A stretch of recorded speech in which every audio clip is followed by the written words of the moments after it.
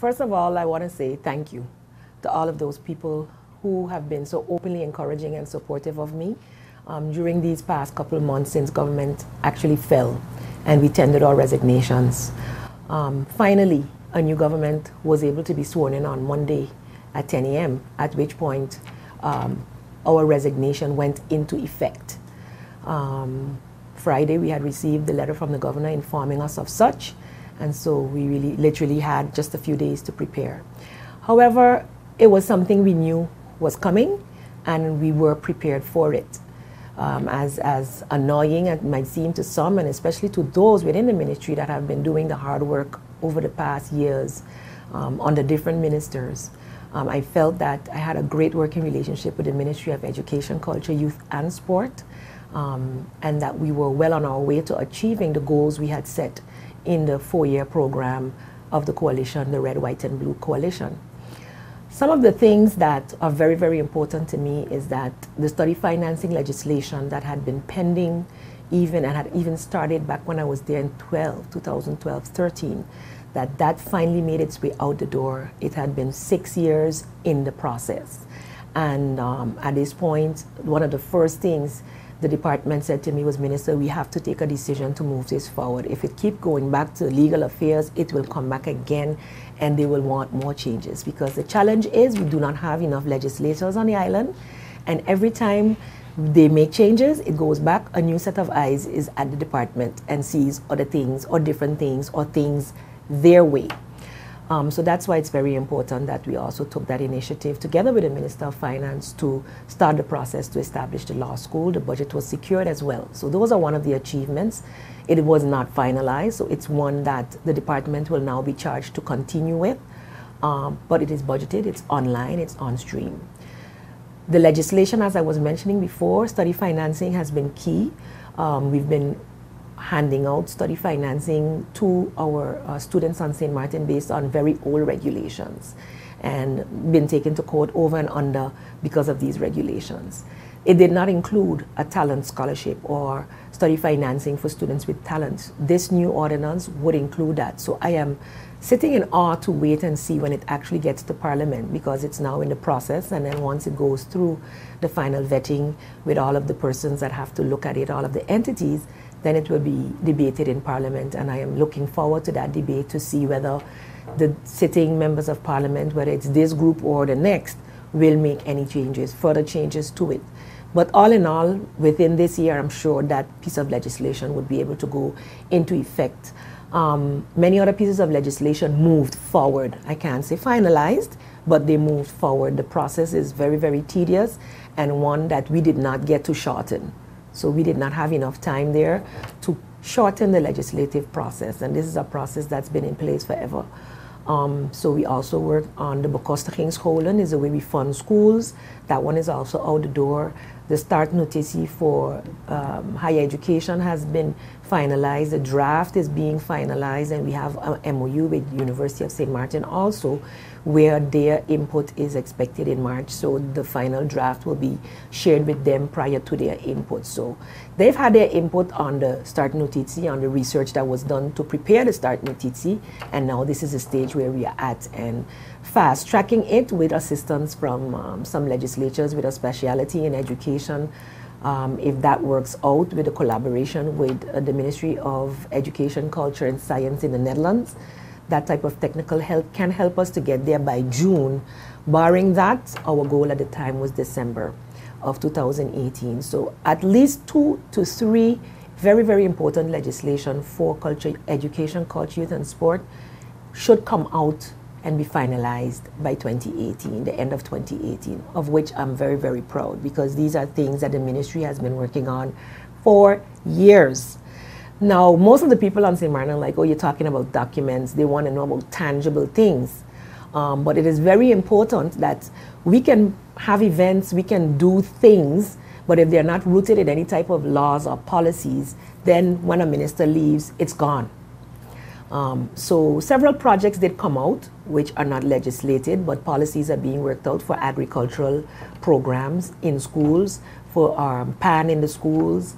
There's also more cultural awareness. A social studies book is being redone. There's also a Dutch method specifically for us being worked out. Several things are happening behind the scenes which there's nothing tangible that you can bring to the people of St. Martin. But we have been incorporating, as I said, getting the programs in the schools already. The Education Care Center was finalized before Hurricane Irma destroyed the actual location. So they are shuffling between different schools at this time and still trying to assist students who have certain disabilities or inabilities to control their behaviors in the classrooms, which are causing disruptions. These are the same students that end up going to secondary school and become dropouts or become youth offenders and end up in either the youth detention center or in prison. And we felt that at education at the elementary level should also deal with these students, see them as persons to be saved prior to becoming threats to the society. So assisting parents, the Student Support Services Division is key in that, assisting parents, giving workshops to parents. These are all things that have been happening during the past years and have increased, under my leadership.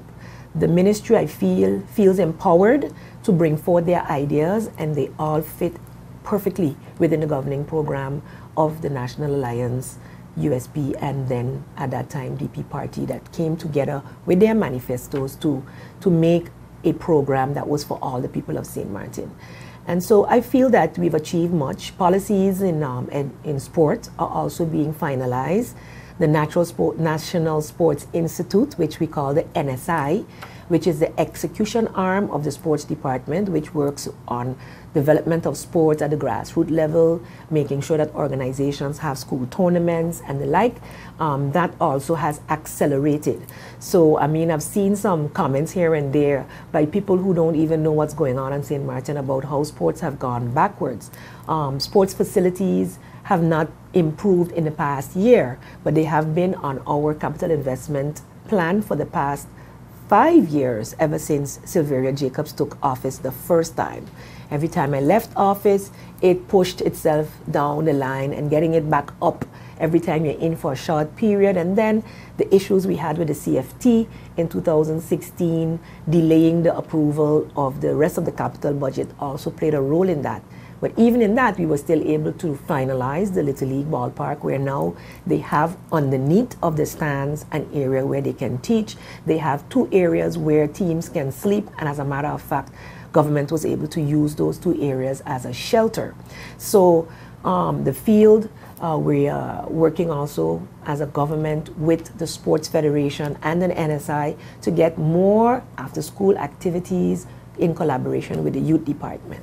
So coordination and cooperation between departments is also something that has seen some improvement over the years. Of course, nothing is perfect. We are a work in progress. We are people, and you always have to struggle with change. But I saw a great change in the activities, in the buy-in, in the enthusiasm of the ministry. The Division Innovations and in Education became the Project Bureau. It was slated to be phased out. But when I came back in 2015, I was like, no, these are the people, instead of bringing in third parties to host events, to carry out projects for government, they can be spearheading it, and if they need assistance, we bring in, but it would be less costly, as they were already government employees. And so we saw that department grow. That's where the agriculture coordinator is. We have projects like the iStep, which is computer technology in the classroom. It started out back then as 1 laptop per child. We received those funds from when the Netherlands Antilles. It was something that was supposed to happen even before 10-10-10, never happened. After 10-10-10, we were still able to get the money to be able to put it in a fund. It stayed in the fund for over a year, finally was transferred back to government in 2015, about the time that I got back into office, and the iStep program was, committee was set up, and students were involved, the logo was designed, and we have been ordering.